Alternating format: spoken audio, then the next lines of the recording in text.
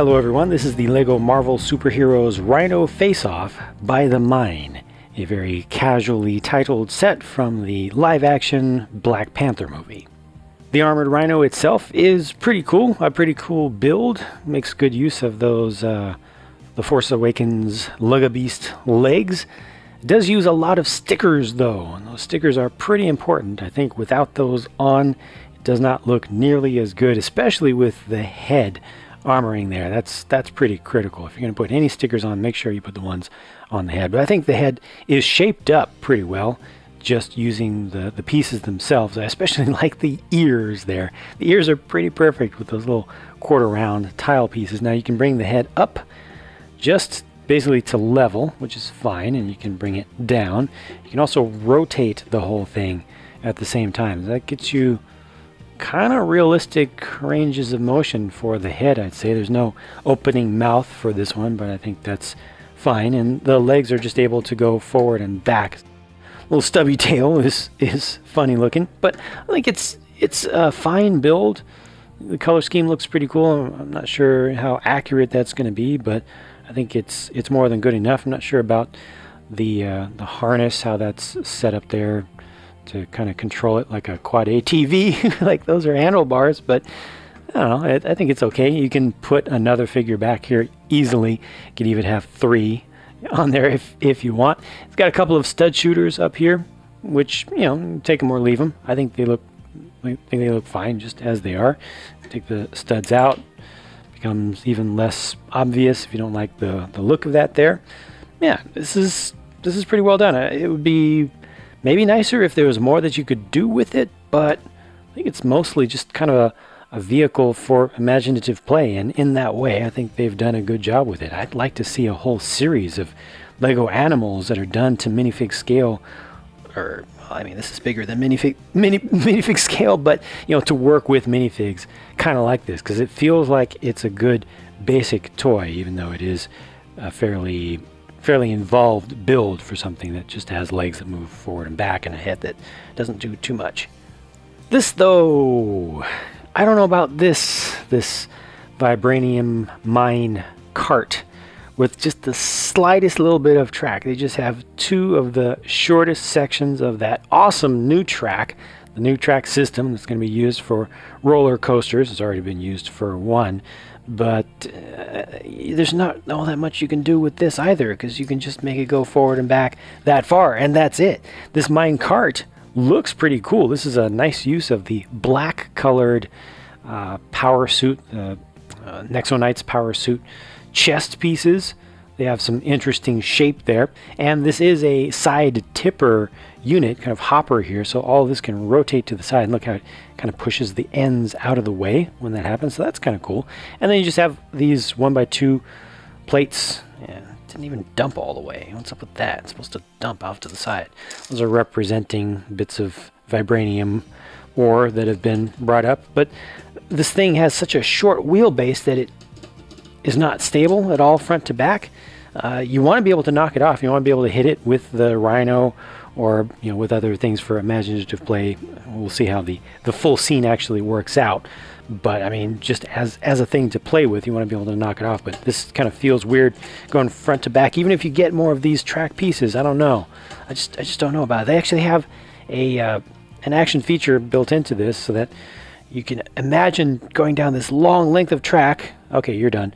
And then you get to the end, you push here and just knocks the thing off. That's fine, and it looks pretty good as well. I think this is supposed to be the inside of the mine, where you know, you're actually getting the vibranium from, hence the translucent pieces or transparent pieces. But I don't know, there's just not that much you can do with this. It's cool to look at. It feels like a tease to me. Like I want more of this. I want especially more of the track, and that's partly my own personal bias. I really love this track. I love this track system. I want lots and lots of this track, but that's what you want to do with something that's on a track. You want to go somewhere with it, and this just isn't set up to really do that. I think that you get most of the maximum amount of play value out of this by taking this off the track entirely, and then just imagine that you have a lot more track and just roll it around. You can put somebody in there and, you know, do the Indiana Jones thing if you want, but nice looking thing, not the most stable. not the most playable at all. But these two figures though, oh yes! Black Panther got some upgrades. Just bring in the one from the Talon Fighter set, just for the sake of comparison. You've got that same weave kind of pattern underneath, but he's just fully all closed up. He's got energy just coursing through him, and that metallic blue color really is striking. But you know what? Between these two, Killmonger over on the right there looks more interesting to me, looks more cool, looks more, I don't know, like more of a mature design. Like it's more refined, and of course more mean and evil looking, and that adds a little bit to the cool factor as well. But both of these really good looking. It's a little bit of a shame to me that they weren't able to bring any of that black on black, that little bit of weave, a little bit of texture in there, down into at least the hips. I mean, it would be ideal to get it down into the legs as well. There's a little bit to be seen here as well. Look at that. This is the very slight little bit in between the muscle definition. So you can kind of see that from some angles. It's more obvious on Black Panther though. I'm okay with that texture not coming into the legs. Would have been great to get into the legs as well, but needed it at least into the hips just to show that it doesn't suddenly stop. Again, between the two, I'm gonna have to go for Killmonger. Just a better looking figure to me. But both of these together as opponents, gosh, they are pretty awesome to me. Very striking. And then Okoye here has a great torso print as well, with the really fine detailing and nice shaping around the ends of individual printed on elements. It's not just rectangular blocks or circular blocks, just interesting fine shaping.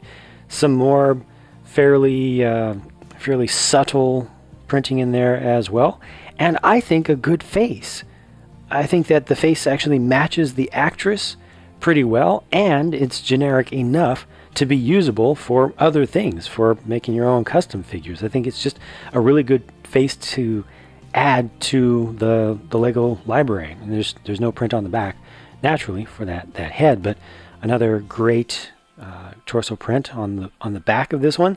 Once again, a little bit of a shame that they weren't able to bring any print into the hips whatsoever, just to create a little bit of transition, even just a little bit at the top. I think would have done quite nicely. And that's the case for a lot of figures, I think, that have really finely detailed torsos and nothing, or at least not much, going on down at the legs. But just a little something to create a little less of an abrupt transition between those two would have been nice. I just feel like the minecart and track section of this set has so little play value that it's almost a shame that it's there at all. I almost wish they had just left that out entirely, or maybe had just the cart on small little tires or something, and then gave you some little clumps of the terrain from inside of the mine, or maybe this archway. Just this track, it costs so much because these are larger specialized pieces. I know they add a lot to the price of the set on the whole. I think that they could have put that same amount of budget into something more interesting. Maybe some stuff that you could knock over as well, terrain stuff you could knock over, or some places where you could actually mine up some vibranium, which these end pieces aren't really set up for. But beyond that, again, the Rhino, the armored Rhino itself, is pretty awesome as a build. It's perfectly good to play with, and those figures are great. Let me know in the comments, if you'd be so kind, what you think about the minecart and the track segment here. What do you think about its inclusion? Am I missing something? I'm sure that there are some different opinions, so I would really especially appreciate hearing from different people about that in particular. Of course, feel free to give your thoughts on anything in the set. Thank you very much for watching, though. I'll be talking to you again soon.